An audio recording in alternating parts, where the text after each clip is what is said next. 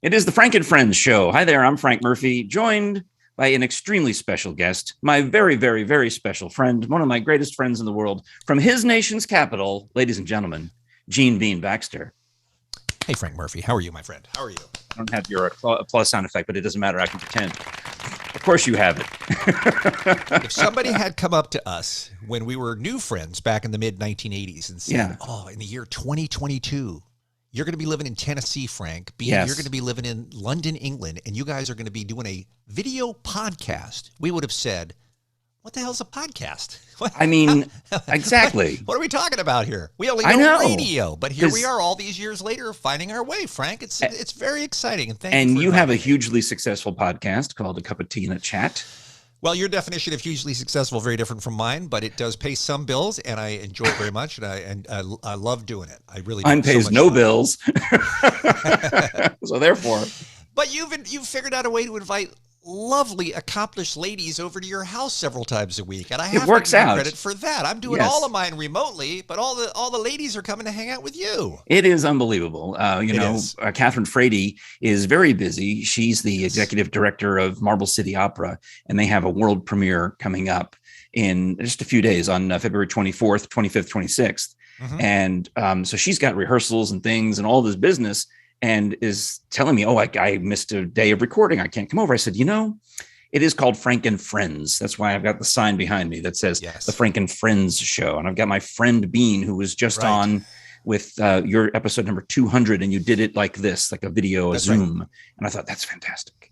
And I'll tell you, we don't do very much on video. I'm really impressed, Frank. Well, first of all, I'm very impressed with the podcast, and I am a legitimate subscriber and a fan. And I urge everybody to, obviously you're listening and watching this one, so I probably don't have to convince you, but tell your friends that Frank's show is very entertaining. I think we'll get some new people sampling because of you, frankly. I hope so. And let's face it, that's what being a podcaster is all about. Is your goal is to go on lots of other podcasts so that you're introduced to their audience and hope that a little of that shine rubs off on you. But I will say that I'm so impressed with how good your videos look, how professional they look. And I was very nervous about this live episode 200 thing that we attempted this week, because we just don't do video. We never do live. We have we're able to record a show, edit it, put it out when we're happy with it, right? So it was a little butterfly, I got to be honest, and I think it ended up going okay. But the kids, Frank, and do you get this with your subscribers too? They love, quote unquote, listening to podcasts, watching instead on YouTube. They really love it. And I guess it has a huge percentage of the podcast market. And that's something that I was aware of when I started this podcast. Back in its first version, season 1, if you will, I did a little bit of research as to where folks are getting podcasts. And I was surprised that YouTube ranked so high. And then it occurred to me that my son and my daughter like to watch podcasts. And, some of the hugest, biggest podcasters out there all have video streams. I mean, we don't even think about it because we just see their clips all the time. And think, wait a minute. How am I seeing their podcast? How am I seeing their radio show? That's because that's another thing. And you saw the same data I did, that those clips get shared so much more widely than audio only clips. It's just easy to pull something out and give people the flavor of the show. No, so I put my investment into the camera. I decided we'll get a camera. Of course, today we're just zooming on a laptop, but normally I've got my little high def camera, and we've got a little clip on microphones. And I want to be Regis. I want to be the Regis Philbin of East Tennessee. And I'm trying. You and I have known each other so long and have so many commonalities, Frank, that we could do like a 3-hour podcast if we wanted to, but I'm very busy. So we're not going to have time to do that. But I do want to take this detour because you just brought up Regis Philbin's name, who is, in my opinion, and you could argue Bob Hope, but in my opinion, Regis is the consummate host of the 20th century. Yes. I think he is everything. I think he's the best that ever did it in all of the different things that he did. And I know that, I had the opportunity to meet him and interview him a few times. You spent even more time with him than I did. Was it always a huge thrill for you like it was for me? My heart was racing. Yeah. Day for me when I got to be in the presence of Regis. And this is a man who was, 80 or something. And it was still so exciting. Tell me about you and Reg. Well, the thing I love about Regis is that he failed at multiple projects and kept trying, and finally didn't click until he was in his 50s, which, you could easily argue that, he was the co-host or the sidekick of the Joey Bishop show, and he had all these other game shows. So he certainly was known, but it wasn't Regis known yet. So he had multiple false starts, if you will, until he finally landed, with Kathie Lee and then had the live show that really changed everything. So he's, midlife or even later. I guess he lived to be 90. So it's right about there in the middle. And the other thing about him is you got the impression, and we have a broadcaster, the equivalent of Regis here in the UK is a man named Terry Wogan, who's no longer with us, who's the biggest name in broadcasting here forever. Wow. He's the one we all aspire to be. And they had such similarities in that there was no situation that you could put them in that they would not excel at. Yes. I feel like you could take Regis and you could drop him in a NASCAR booth and he would do a great job of calling NASCAR. Yeah. And he'd never been there before because he was just that good off the top of his head. And that's just something, right. It's like Who Wants to Be a Millionaire? I mean, right. We almost forget about that because to me, I'm focused on Live with Regis and Kelly and Live with Regis and Kathie Lee as the model for the show I like to do. Mm-hmm. But I mean, man, on the game show, you always felt like he had control. And that's what you want in a host. You want the feeling that this guy is not going to drive the ship into the rocks, that we're going to make it across the sailing, successfully. That's really what it is. The key to being an MC, the key to being a host is to put the audience at ease to the fact that we're not going to crash. Well, yeah, don't worry. Yeah, we broke my rock. And we're going to have fun. Yeah. And you, as much as any man in Knoxville, do that. You MC so many events every year, big events on stage, smaller events that people may not even know about. And I guess you're taking a page out of Regis's playbook because you have to be able to just go with whatever happens. Yeah. I mean, an analogy, there's another broadcaster I heard one time had a night MCing, and he kept referring to the show going off the rails. And I thought, and then I got this visual picture of a railroad bridge going across the Tennessee River right outside Neyland Stadium. And I said, if that show goes off the rails, you're in deep trouble because you're in the water and everyone's dead. But my show doesn't go off the rails because it never gets on the rails in the first place. I see hosting as driving a little jet ski across the same river. But, and you zip along and there's certain buoys you have to tag along the way and the order doesn't particularly matter. Oh, I got to hit the sponsors. Oh, yeah, I got to thank the VIPs. I got to do this and I got to do that. And I got to touch all the bases. And then we got to get us across the river and everyone's fine. Thank you very much. Good night. Yeah. Well, you make it's a different mentality. You make it look easy when you do it. That's for sure. Because you have that built in, that flexibility built in. Aren't we terribly late to remind people about their Frank and Friends merchandise? I feel like that should have already been on the show. We should have said that right away, but I was so excited about Bean. The sign behind me is a lovely example of our Teespring merchandise, and you can get it, the link across the bottom, or such as this beautiful, shiny coffee mug. Of course, I've got my hoodie and my other items. We appreciate your supporting. That's actually the one way that this show actually does help pay for the batteries that I go through, and the other expenses is the little bit of money we make on the merch. So I appreciate that. And I don't want to brag, but I did buy the first ever T-shirt for this podcast. I know. Let's not forget that. You are customer number uno. And I was very impressed not only with how great the shirt was, the quality of the shirt. It arrived, and I'm in Europe, and I think they have a distribution center here as well as in the United States. And it arrived within just a few days. I was just so impressed. And didn't you then start using that company for your merch? Sure did. And our listeners have been very happy with them. Yeah. So, it's good stuff. And if there is a problem, they take care of you. So you don't have to worry about getting a shirt or a cup or whatever you like. Let me also work in a plug for coming up this Saturday and Sunday. Coming up this Friday and Saturday. I got my dates backwards. This Friday and Saturday is the Akima Cabaret, which raises money for dozens of local charities here in East Tennessee.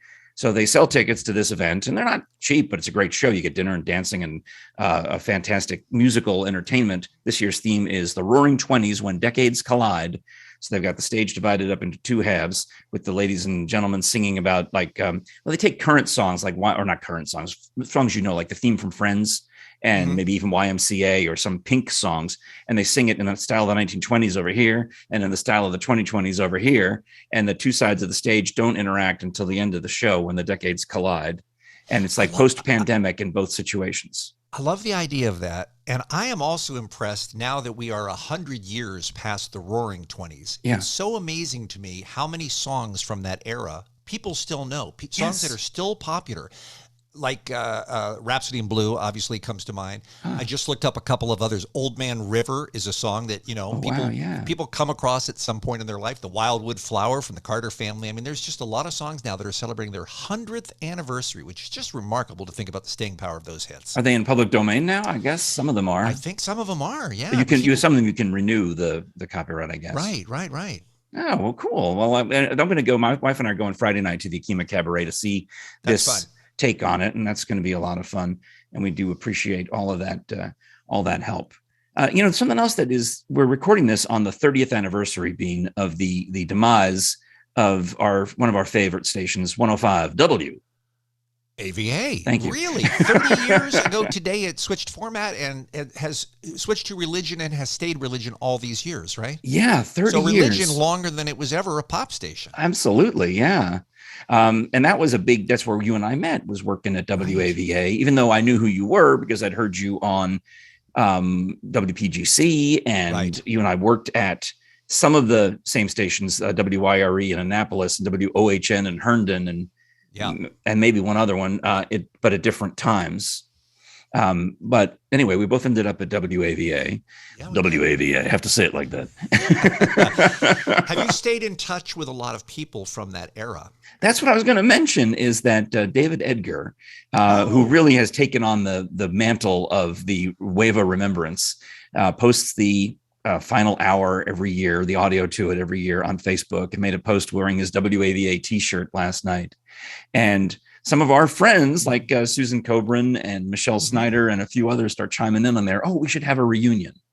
Oh, so that's why I bring it up. I don't know how we can get you involved, Bean, but there's whispers, and I guess this happens, every 5 years or so. We should have a reunion of the old WAVA crew while we're still alive.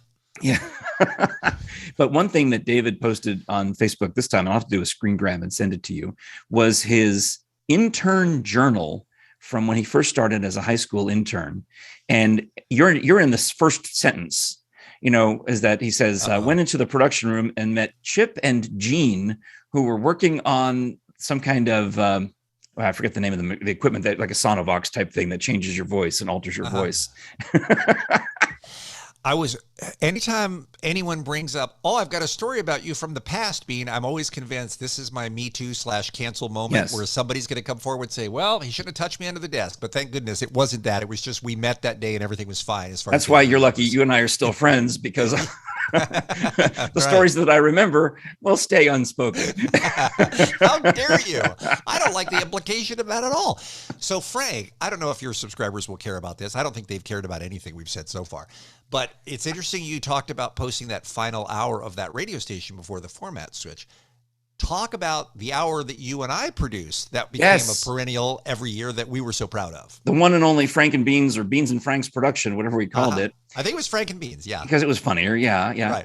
And in the old days, you as the music director used to have to, when the daylight saving time ended and we went back to standard time, you have to add an extra hour of music into the log. Nowadays, the computers, I think, frankly, you know what I think they do? I think they just go back and replay the exact same hour.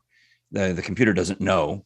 I don't even think that they add an extra hour of music. It's like when the clock changes from 2 o'clock back to 1 o'clock, I think you just hear the exact same songs you just heard. No. To get it back on track. Yeah. That's a terrible idea. I know.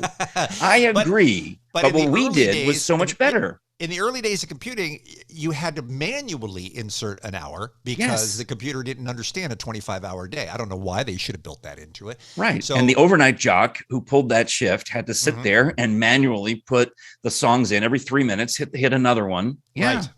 So we had the idea, Frank and I think it was a last minute idea. This isn't something that we thought about like weeks in advance and did. It was like 24 hours ahead of time. We said, we need music. You know what we should do? Let's do a whole hour of songs about the time.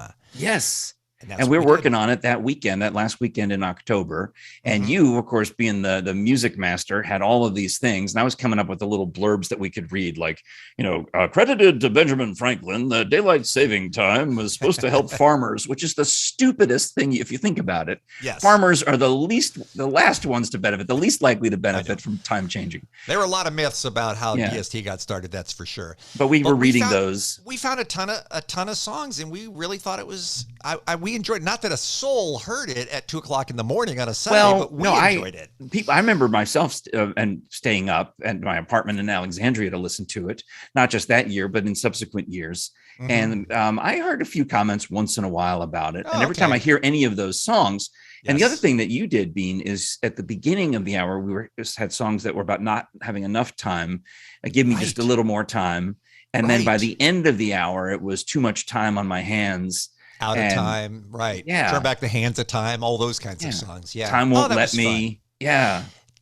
Does anyone, you still work in commercial radio? I've been gone for a while, but does anyone do stuff like that anymore? Theme shows like that anymore? Yeah, I think there are just specialty programs you get from a syndicator on the, when I worked at a station that carried the Westwood One classic hits format, they would have theme weekends. And what they would do is they'd play, like a foreigner theme weekend, which to me seems a little thin to stretch out that, but I guess they have enough hits that they could play 2 foreigner songs an hour all weekend long. And the repetition would hit, like every 5 hours you'd repeat. But the other ones like the Halloween weekend or the American Spirit weekend or the Sounds of Summer weekend. Yeah, I love stuff like that. That would be, but it was just 2 songs an hour out of the full rotation. Yeah.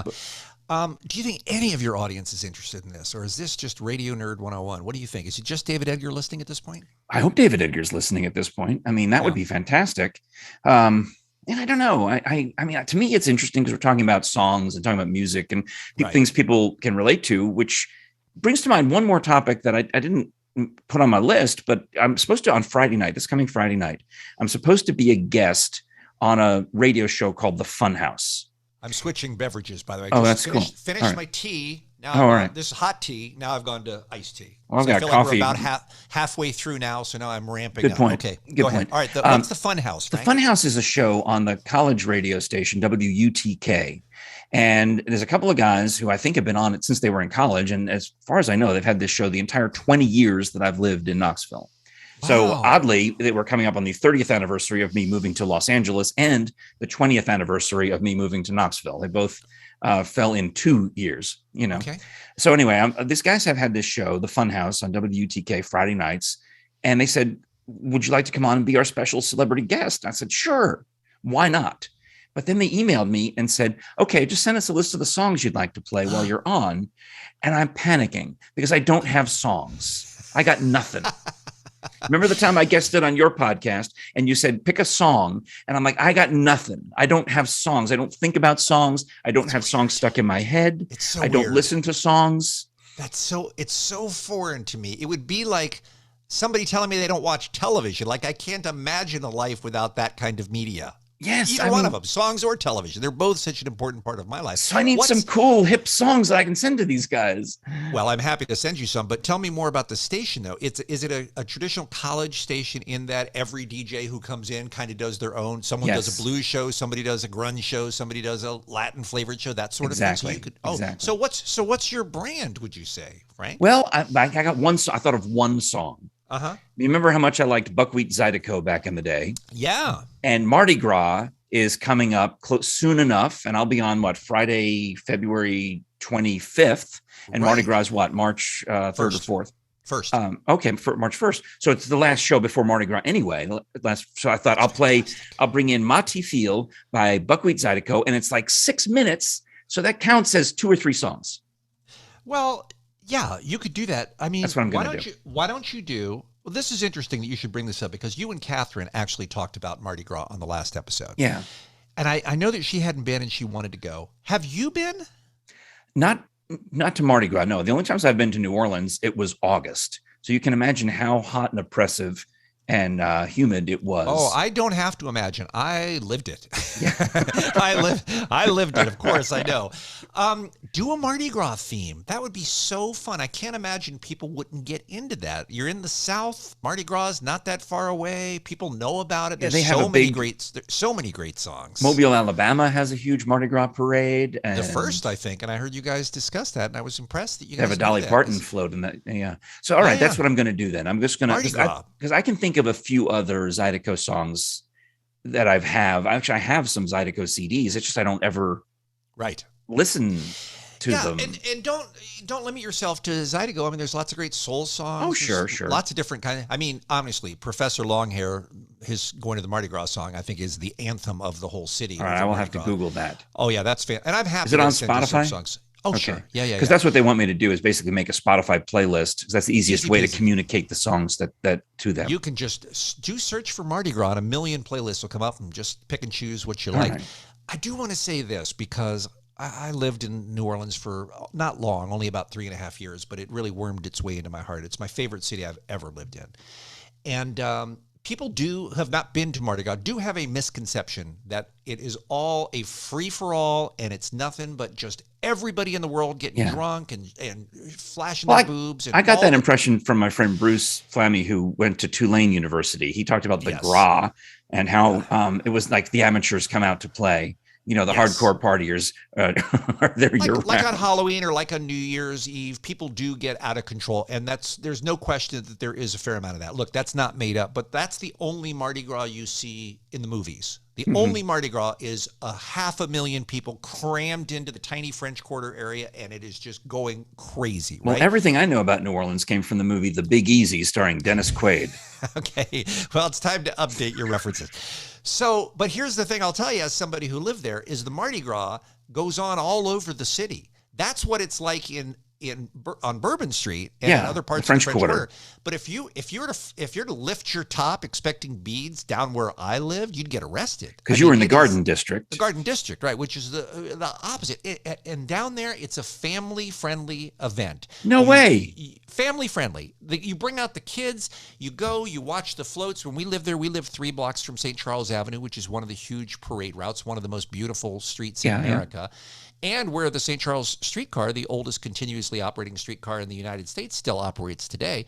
And we would walk up from our house at 6:45 every single night, because the parades are not just a one-night thing. They go on for about a month, right?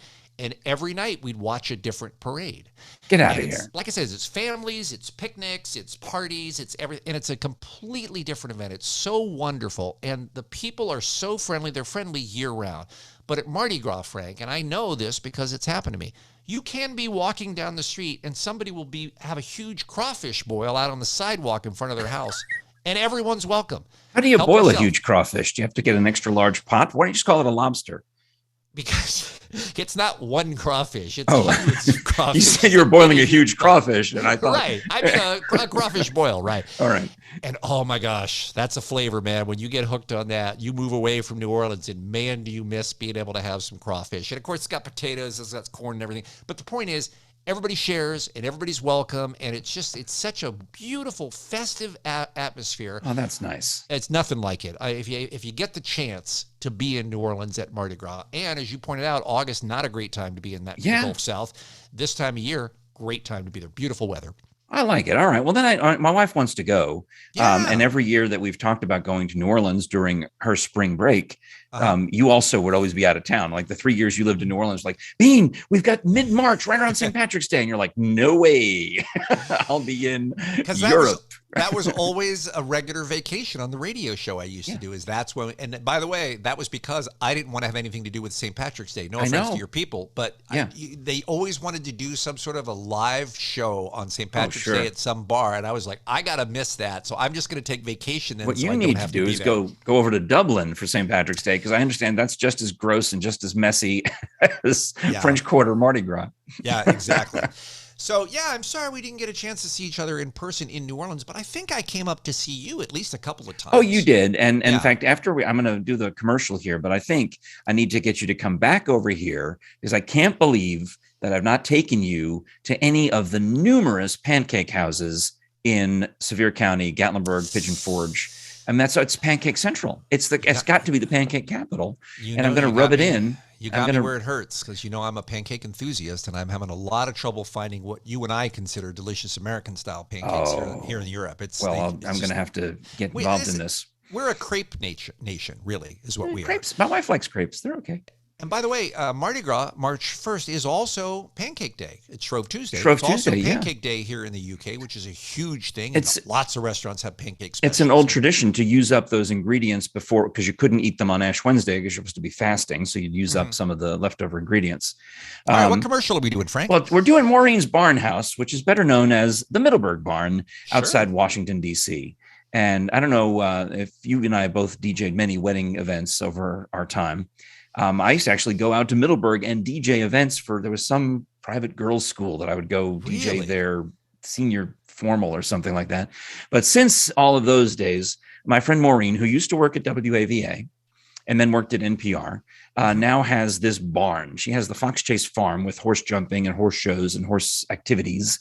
And you like horses, right? I'm not as big a horse fan as I am a cow fan, but I certainly appreciate them. And I have a lot of friends who are very into the horsey lifestyle. Well, she's got dogs and swans also, so you can go look at them. The swans are named Fred and Ginger. I've heard. And they're vicious. But just about 50 miles west of Washington, D.C., right there on Route 50 in Middleburg, Virginia. You can get there easily from Dulles Airport and rent out the place. She built it, I think it's only been about 4 or 5 years ago, but she had it built in the old style, the mortise and tenon. So there's no nails in this barn. It's like the tongue and groove. The whole barn is held together in a very solid fashion, but it has the most up-to-date HVAC system where it ultraviolet lights clean the air. And she's got the Swarovski crystal chandeliers. She calls it rustic luxury so that you could rent it out for a wedding reception, a fundraiser. I mean, I want Catherine to go up there and do an opera, for example. I think that would be cool. In fact, if we had a WAVA reunion, I should get Maureen on the phone and say, hey, Maureen, why don't you put us at the barn for this, or at least part of the barn for this WAVA reunion? That's a great idea, because I bet a lot of those people still live in the DC area. So yeah, and who wouldn't want to come to the rustic luxury of Maureen's barn? Right. So you can call my friend Maureen, area code 540-687-5255, or look it up at themiddleburgbarn.com. Fun fact, you mentioned swans. You know, here in the United Kingdom, all the swans are owned by the Queen. The only reason I know that is because I heard you say it on your podcast, A Cup of Tea and a Chat. Okay. All right. Well, I'm sorry I couldn't bring you a new fun fact. No. I'm working in. That was a great opportunity for me to plug that Gene Bean Baxter, A Cup of Tea and a Chat with Allie and Bean, is our very special guest on today's episode. Yes, in case you're wondering, why does Catherine look so ill? It's not her. It's me this time. She, like you, is half American, half British. So you've got that in common. Yes. Her mother is British and her father is Texan.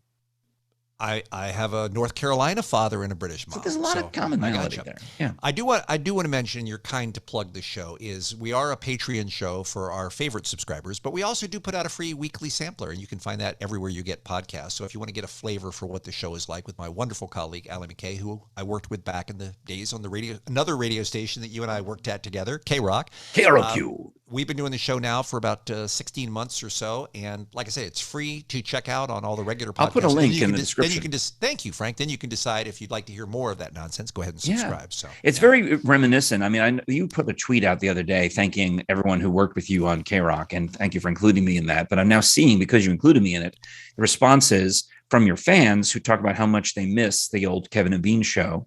And to me, the Allie and Bean show is very reminiscent of the type of stories, the type of humor, the type of disgusting weirdness that sometimes, like, the teeth. Oh, the teeth.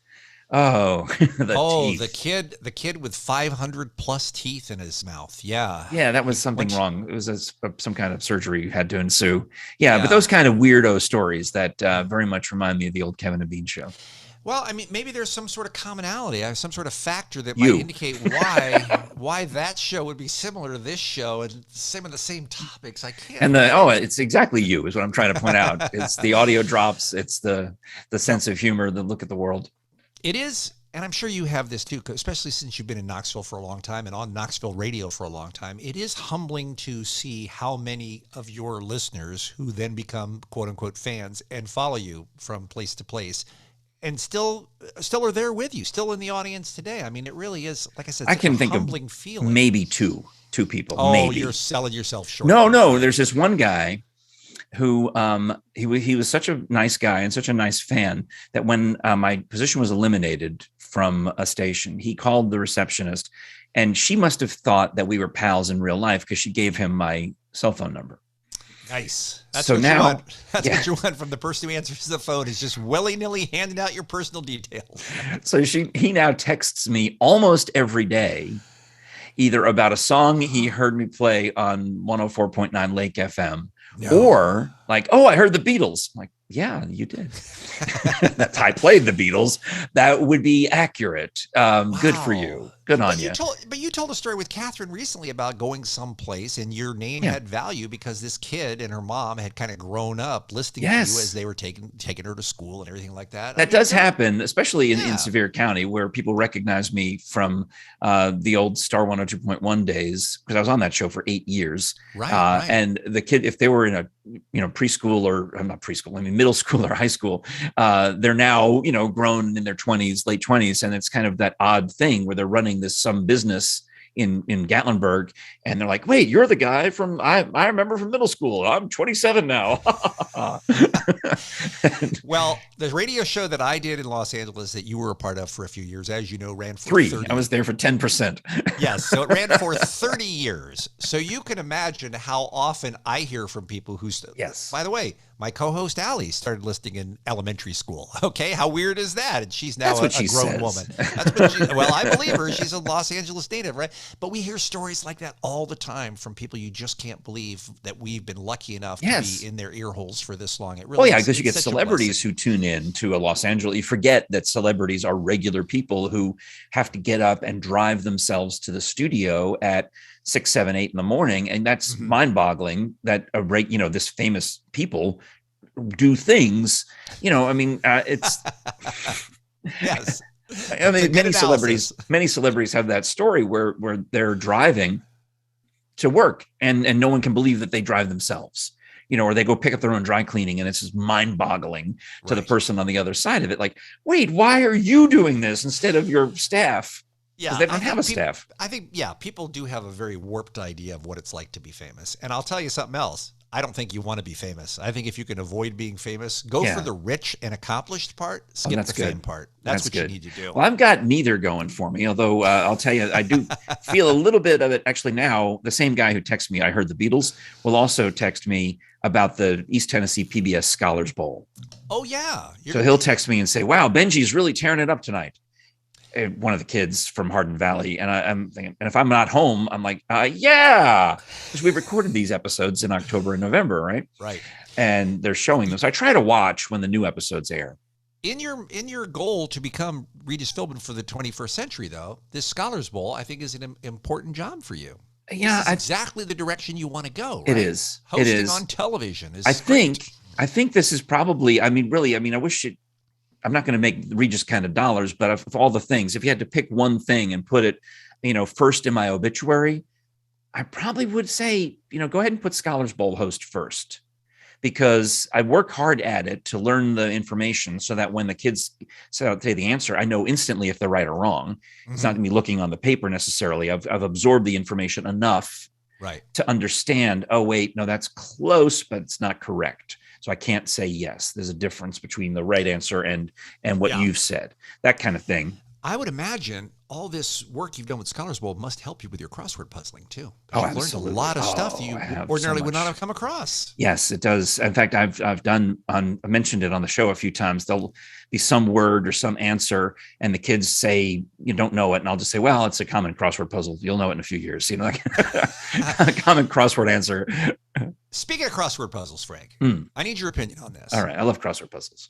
I know you do. Are you wordling also? Are you doing wordling? I am. I did not get on the Wordle early because I've got my crossword puzzle. That's my thing. I'm satisfied. I do the New York Times crossword puzzle every day. I've got a streak of 1,700 days or whatever it is. 4 years I've been doing it, and it's enough. I get my itch scratched by that. Yeah. Does that make sense? Yeah, of course. Do you post how you do on your crossword? I feel like I've seen you do a couple of times. You've said I did it in 5.5 minutes or whatever like that. But now I realize the error of my ways. Okay. Now because I'm with you on this. I have been telling Facebook to hide Wordle every time someone posts their Wordle. I say hide post, and I am filled with remorse for the times that I said, showing off, oh, look at me, I've got 500 days in a row of New York Times crossword, or 1,000 days in a row. And now I'm up to much higher than that. I think the last time I made this mistake was pre-Wordle, of course, and it was the first time I did the Monday puzzle in maybe under 5 minutes. I'd finally try. I mean, Monday puzzles are pretty easy, but usually it takes me about 6 minutes to do it. And if I could get down, I was trying to get down, 5.5. I think I finally got to 4:59. I'm like, you got to share that. That was a big deal for me. I get that, But I don't understand the people who are posting their Wordle scores. It's not just that it's annoying to me. I think they're psychopaths. I really do. I think some of them need to be arrested and possibly locked up and maybe deported. Am I going too far? Well, the genius apparently is how easy it must be to share your Wordle score so that the temptation is too great to not do it. Right. And you see others doing it, so you get into that group mind. And you but maybe where's the part in the human brain that goes, wait, no one cares about this, right? I mean, why is that not front and center before you hit post? And that's because as a non-Wordle player, I'm trying to look at these sometimes and figure out what are they talking about. And the key is, oh, look, I got it in one try. What a lucky guess I am. So the only people who can relate to that are the ones who also know that day's word. Right. And maybe if you got it in 2 tries, 3 tries, or whatever, the only people who relate to it are your other fellow Wordle players. So there needs to be a separate part of social media where it's just you group in. I don't want to say concentrate them into an area, because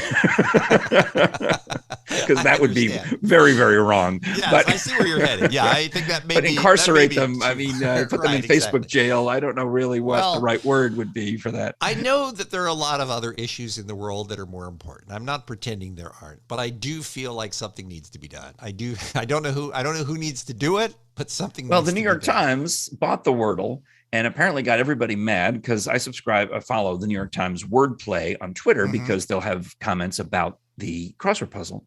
And apparently everyone's streak got blown on Wordle. And the instructions were, well, you must go back to the original Wordle website, go to the old URL, log in, and then it will redirect you to the New York Times and your streak will be restored. And I feel their pain because after one glitch or another somewhere along the way, I thought I'd lost my streak and I had to contact tech support and get them to fix it to make sure. I hope you wrote a strongly worded letter. Oh yeah, they had to uninstall, reinstall, and log out, log in. Well, I guess the Wordle players don't know whether it's still going to continue to be free like it is now. So everybody's just kind of waiting for that word. It said in the press release that New York Times is going to keep it free. Oh, okay. I mean, the answer was in the press release. I read it.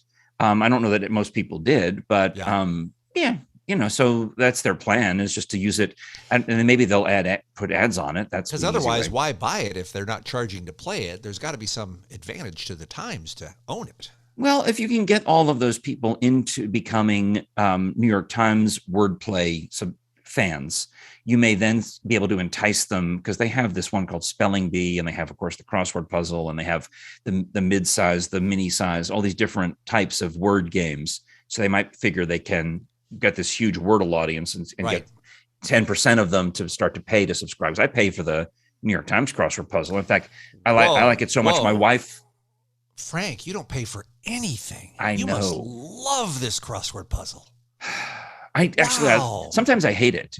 Sometimes I love to hate it. Something. I know. I bought it, and then my wife bought one for herself. So we have 2 subscriptions to this crossword puzzle. I don't even know you guys anymore.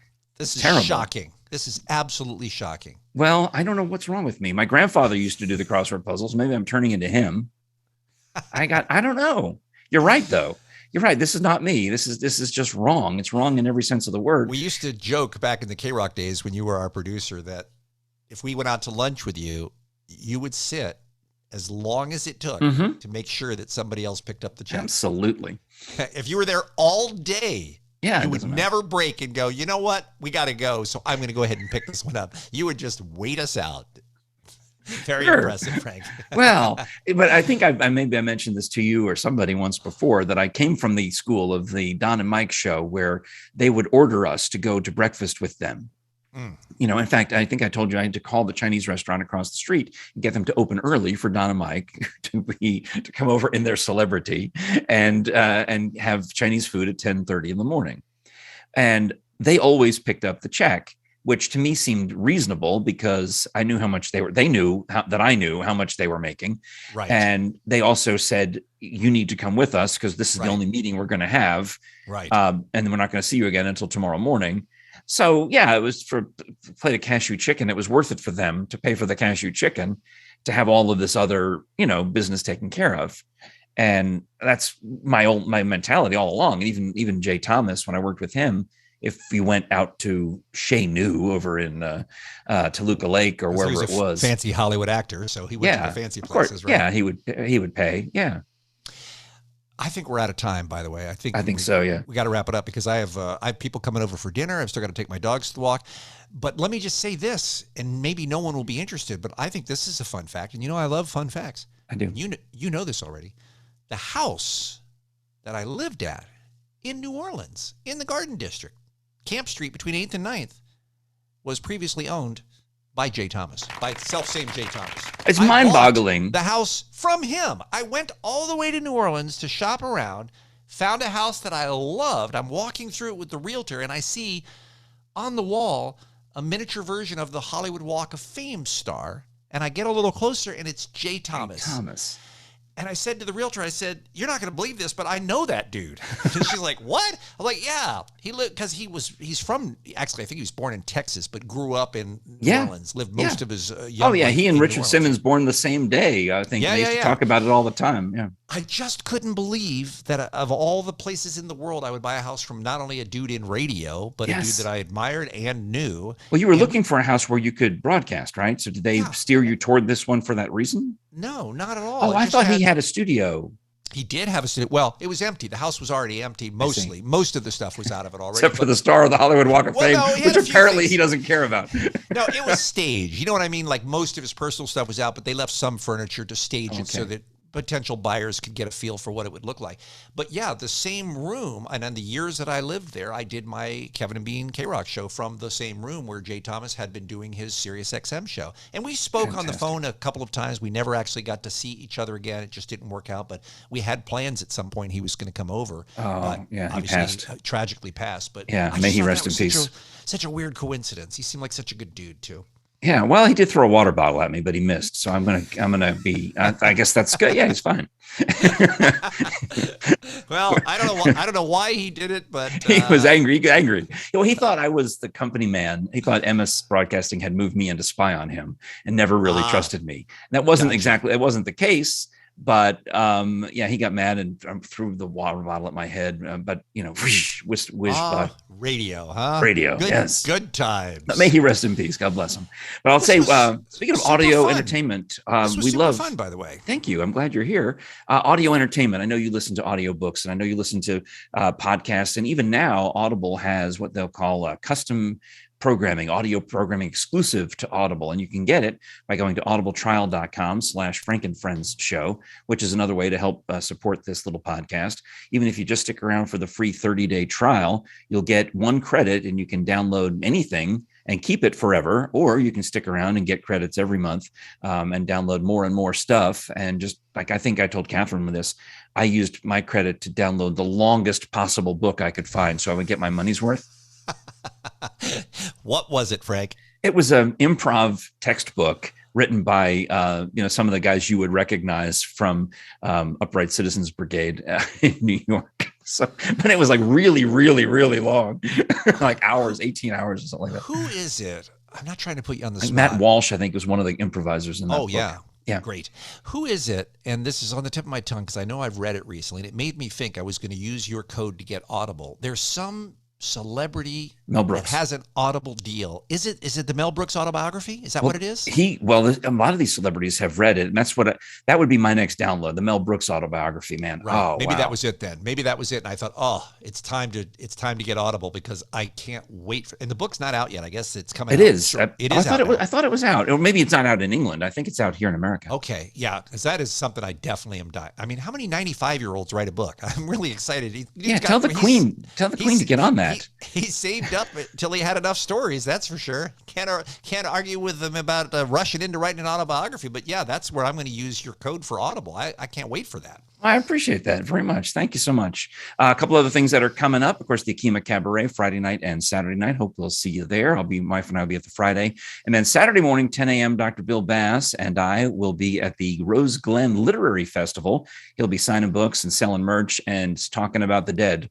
So you'll get to see some crime scene photos and, just have a good old forensic time. And that's free admission on Saturday, 10 a.m. at the Sevierville Convention Center. That is so sexy, just in time for Valentine's Day weekend, too.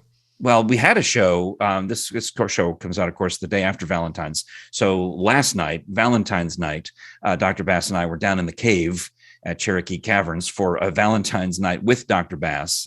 I was kidding, but you really did. No, wow. We really do. Yeah, we have an actual Valentine's program where he talks about love-related homicides and love-related crime scenes. It's kind of fun. I hope at some point he reaches into a cooler and pulls out a human beating heart. That would be fantastic for Valentine's Day. That would. Yeah. So he does bones, not flesh. Yeah. He's the other end of that. So he could pull the rib cage. He could show you a rib cage. Super fun. All right. I still have never been to the Body Farm, by the way. It's something else I want to do if I ever I get drove back to you as close as I could get you. I know. But I think what you need to do, and your lovely wife as well, is I can set it up so we can go to lunch with Dr. Bass. I can introduce you to the man. We can maybe go by his house and see some of the extra skulls he has. But then we can hop the fence and actually go into the Body Farm. I hope, right? You can't. Oh, you can't do that. Okay.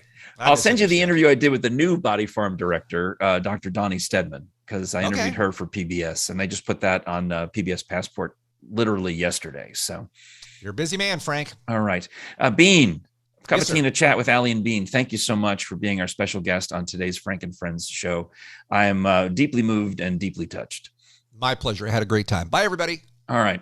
Sayonara. And thanks so much for watching, listening, liking, sharing, subscribing, and all the things. Back here with Catherine Frady, probably on the next one. This is the Frank and Friends show. I'm Frank Murphy.